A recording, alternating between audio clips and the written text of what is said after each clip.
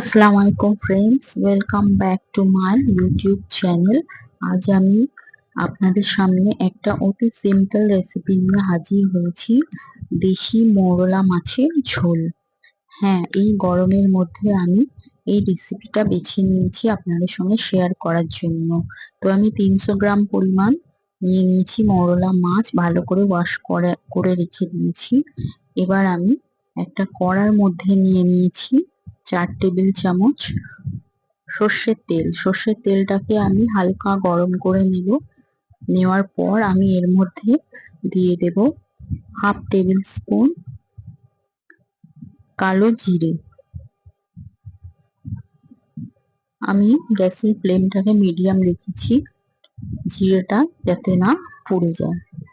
তো হালকা নেড়ে চেড়ে এর মধ্যে আমি দুটো মিডিয়াম সাইজের কেটে রাখা আলু দিয়ে দিলাম। আলুগুলো এইরকম সরু সরু করে কেটে নেবেন।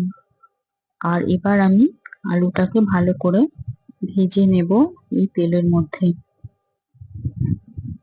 ফ্রেন্ডস, আমার চ্যানেলটাকে সাবস্ক্রাইব করতে ভুলবেন না, আর পাশের বেল আইকনটাকে দাবিয়ে দেবেন নোটিফিকেশন পাওয়ার জন্য।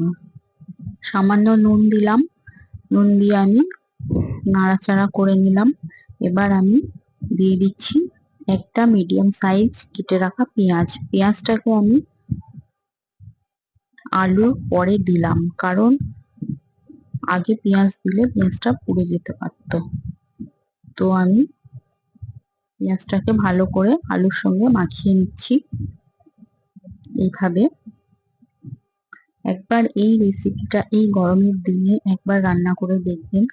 হালকা তেল মশলা, মানে খুবই কম মশলাতে আমি এই রান্নাটা করব।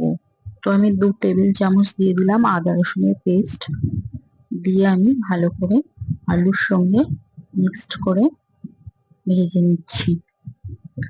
আর গ্যাসের ফ্লেমটাকে এই সময় মিডিয়াম রাখবেন। আমি সামান্য পানি অ্যাড করলাম। এবার আমি একে একে মশলাগুলো এর মধ্যে দিয়ে দেব। আমি দিচ্ছি হাফ টেবিল স্পুন হলুদ গুঁড়ো, হাফ টেবিল স্পুন লঙ্কা গুঁড়ো। লঙ্কাটা এটা স্কিপও করতে পারেন, আপনারা কাঁচা লঙ্কায়ও এই রান্নাটা করতে পারেন। তো আমি হাফ টেবিল স্পুন গুঁড়ো লঙ্কা দিলাম। তারপর আমি হাফ টেবিল স্পুন জিরে গুঁড়ো দিলাম, স্বাদ মতো নুন দিলাম। দিয়ে এবার মশলাটাকে আলুর সঙ্গে ভালো করে আমি 3 থেকে 4 মিনিট ধরে কষিয়ে নেব।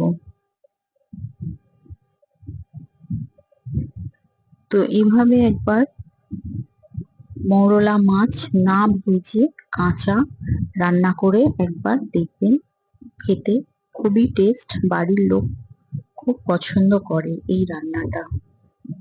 আর আমি একটা টমেটো দিলাম কেটে রাখা। টমেটোটাকে দিয়ে আমি আলুর সঙ্গে নাড়াচাড়া করে নিলাম। নিয়ে এবার আমি একটু ঢাকনা চাপা দিয়ে 2 মিনিট ধরে টমেটোটাকে গলতে দিলাম। টমেটোটা প্রায় স্মুথ হয়ে গিয়েছে, দেখতে পাচ্ছেন। আবারও 1 মিনিট ধরে কষিয়ে নিচ্ছি। আলুটা আমার 70% গলে গিয়েছে। এবার আমি এর মধ্যে দিয়ে দেব 1 গ্লাস পরিমাণ প্লেন পানি।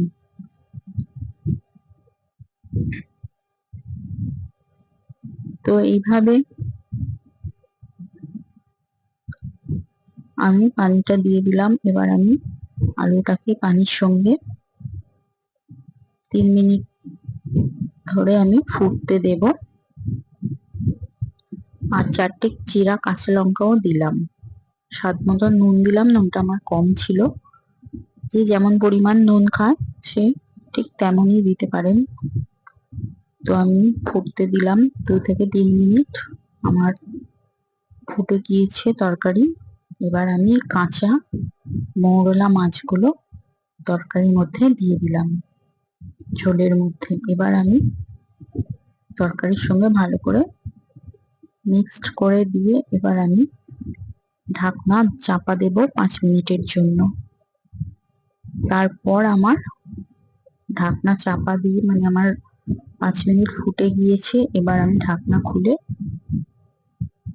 আমার মাছগুলো অলমোস্ট কমপ্লিট হয়ে গেছে। বিশ্বাস করুন ফ্রেন্ডস, এইভাবে একবার মৌরলা মাছ রান্না করে খেয়ে দেখবেন, না ভেজে। এইটা শরীরের পক্ষে খুবই উপকারী, বিশেষ করে এই গরমের দিনে।